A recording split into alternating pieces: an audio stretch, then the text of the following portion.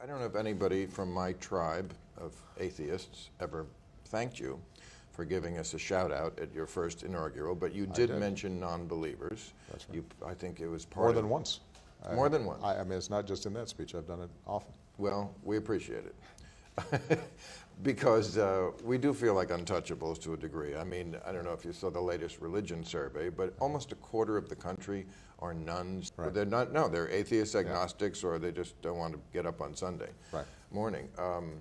And we have no representation in Congress. If our numbers were represented, there'd be over 100 Congress people who felt that way.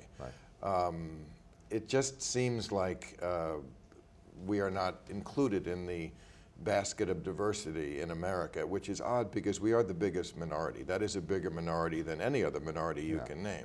And don't you think we should get a little more love? You know, I guess my question would be whether there is active persecution of atheists. I think that there are certain, well, I think for a candidate, I think you're right, that there are certain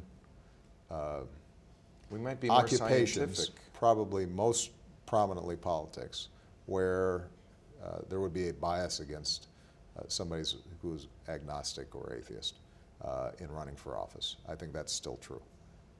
Outside of that arena, though, you seem to have done all right with your TV show. I mean, I don't get a sense. To the extent that they're boycotting you, it's because of your other wacky ideas rather than your particular view on religion. What are my other wacky ideas?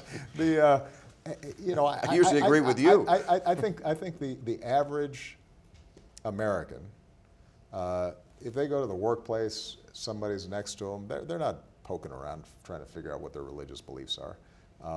So here's what I would say, that I think that we should foster a culture in which people's private religious beliefs, including atheists and agnostics, are respected.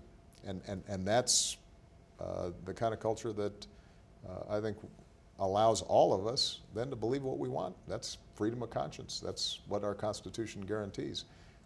And you know, where we get into problems, typically, is when our personal religious faith or the community of faith that we participate in tips into a sort of fundamentalist extremism in which it's not enough for us to believe what we believe, but we start feeling obligated to, you know, hit you over the head because you don't believe the same thing, or to treat you as somebody who's less than I am. But we might be more pro-science in America if we were less religious, don't you think? Well, you know, I think the issues we have with science these days are not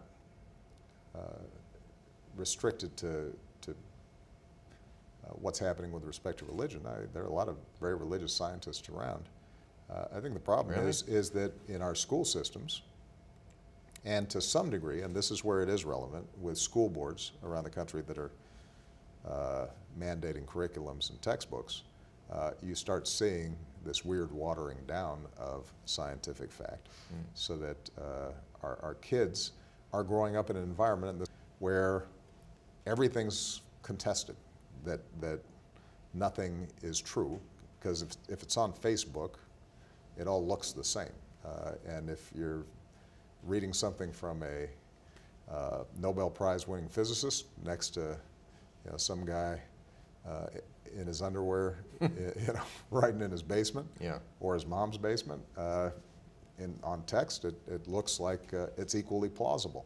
And part of what we have to do a better job of, if our democracies function in a complicated, diverse society like this, is to teach our kids enough critical thinking to be able to sort out what is true and what is false, what is contestable and what is incontestable. And we seem to have trouble with that, and our political system doesn't help.